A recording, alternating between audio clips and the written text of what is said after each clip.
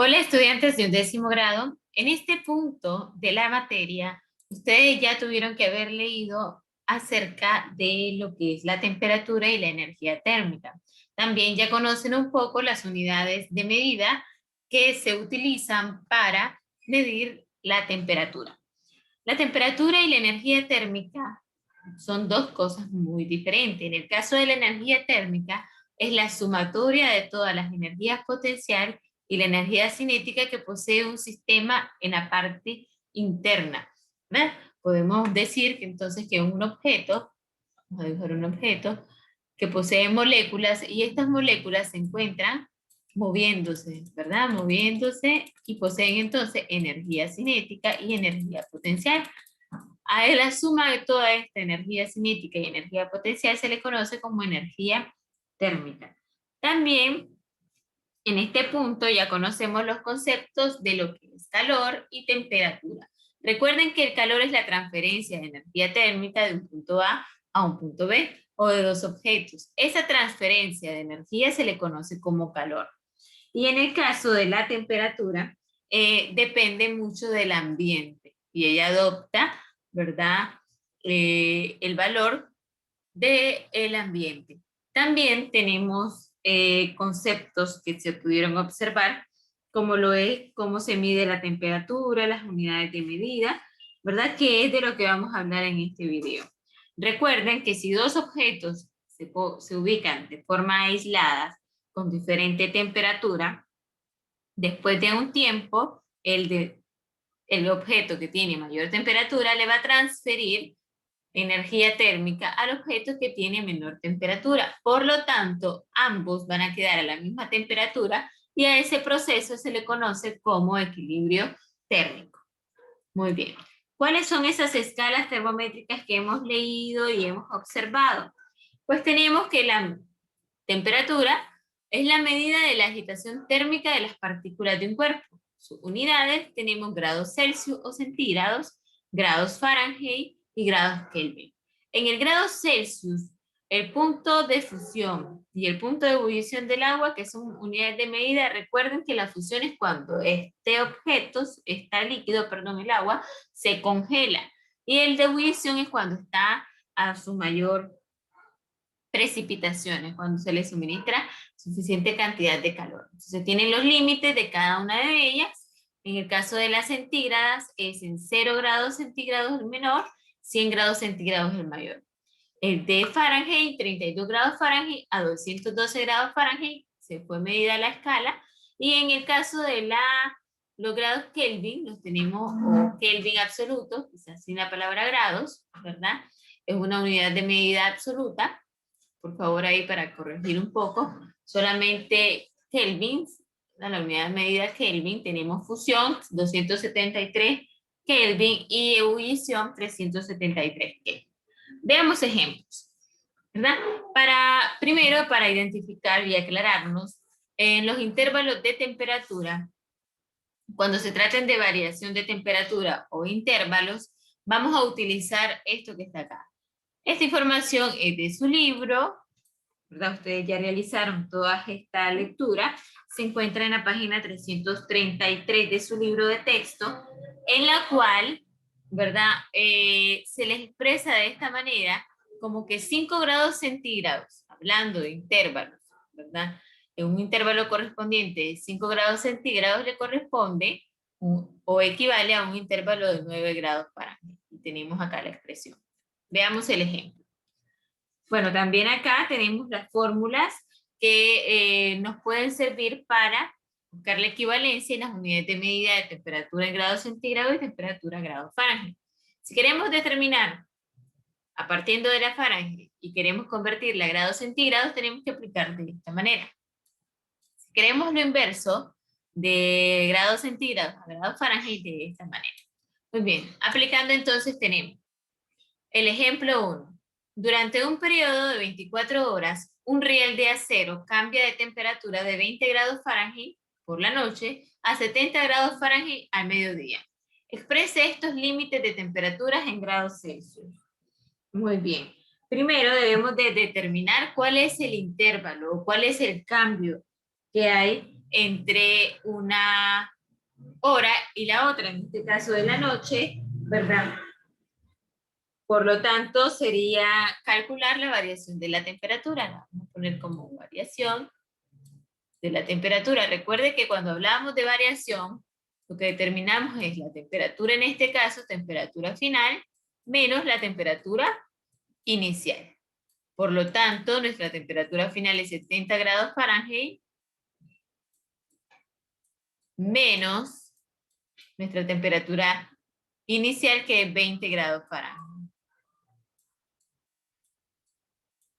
A lo que nos queda 50 grados Fahrenheit. Este sería el intervalo o el cambio que hay de temperatura en este proceso, ¿verdad? De un tren. Teniendo esto, lo que nos están pidiendo es que expresemos estos límites a temperatura Celsius, entonces tenemos que trabajar con esta parte. ¿Por qué? Porque estamos hablando de intervalos, no estamos hablando de temperaturas específicas reales, sino de intervalos. Por lo tanto, hablando de estas equivalencias, nos conviene utilizar 5/9 para poder pasarlo de Fahrenheit a grados centígrados. Sería la variación de la temperatura. Vamos a poner una T mayúscula, que es lo que escribí. El factor de conversión. Lo que queremos es que se eliminen los grados Fahrenheit. Entonces vamos a utilizar esta. 5 grados centígrados entre 9 grados Fahrenheit.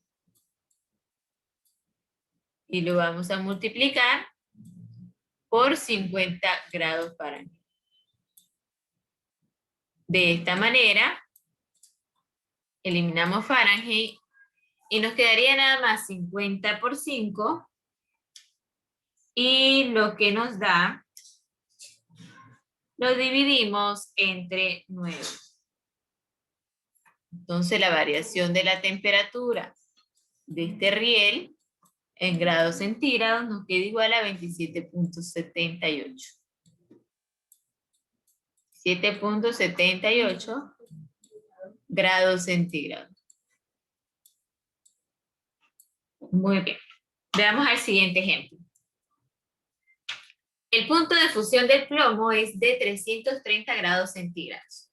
¿Cuál es la temperatura correspondiente en grados Fahrenheit? Por acá vamos a convertir de grados centígrados a grados Fahrenheit. Utilizando la fórmula podemos revisar de grados centígrados a grados Fahrenheit. Por lo tanto, utilizamos esta ecuación. Vamos a trasladar para acá. Sería entonces temperatura en grados Fahrenheit igual a 9/5 de la temperatura en grados centígrados. 9/5 de la temperatura en grados centígrados más 32. Si se fija, es un proceso nada más de sustitución. Por lo tanto, sería 9/5, nuestra temperatura en grados centígrados, que es de 330 grados centígrados, más 32. Si ponemos acá, ¿verdad? Sería 330 por 9. Lo que nos dé lo dividimos entre 5 y luego le sumamos 32. Nos queda igual a 626 grados Fahrenheit. Es importante que ustedes vayan resolviendo con su calculadora o van resolviendo para ver si nos queda totalmente igual. ¿Okay? Veamos el siguiente ejemplo. Acá nos hablan de la temperatura Kelvin. La temperatura Kelvin es una temperatura absoluta, ¿verdad? No es un gran proceso para la hora de despejar o a la hora de convertirla de una a la otra. Tiene su equivalencia con relación a la temperatura centígrada. Una temperatura en Kelvin va a ser igual a la temperatura en grados centígrados más 273. Es decir, que si me lo dan en centígrados y lo quiero pasar a grados Kelvin, le voy a sumar 273. Si me lo dan en grados Kelvin y lo quiero pasar a grados centígrados, lo tengo que restar 273. Pues no es tan complejo, más que solo usted vea el concepto, ¿verdad? Leyendo el problema dice, un termómetro de mercurio y vidrio no puede usarse a temperaturas por debajo de menos 40 grados centígrados, ya que ese metal se congela a tal temperatura. ¿Cuál es el punto de congelación del mercurio en la escala Kelvin? Primero nos piden entonces convertir estos menos 40 grados centígrados a Kelvin. Por lo tanto, quedaría igual entonces menos 40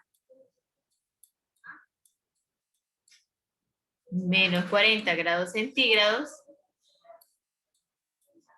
más 273. Por lo tanto, acá nos quedaría entonces menos 40 más 273 igual a 233 Kelvin.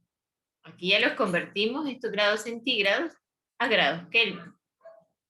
233 Kelvin. Ahora, ¿qué nos están diciendo?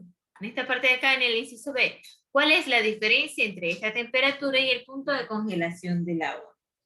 Cuando nos hablen del punto de congelación del agua, me están hablando a 0 grados centígrados, ¿verdad? 0 grados centígrados. Entonces, vamos a utilizar la diferencia de temperatura con relación al 0 grados centígrados. Como estoy utilizando el 0 grados centígrados, que ya sabemos que es el punto de congelación del agua, en grados centígrados le vamos a restar la cantidad que se congela con relación a grados centígrados, que es menos 40. Entonces sería menos 40. Nos quedaría igual entonces a menos por menos es más, 0 menos 40, queda el mismo 40, sería 40 grados centígrados la diferencia. Bueno, espero que estos ejemplos les hayan servido o les sirvan a ustedes, ¿verdad? Para poder resolver los problemas a continuación. Recuerden que esta semana es toda con relación a energía térmica, a temperatura, calor y a las unidades de medida de la temperatura y conversión entre ellas. Saludos, jóvenes.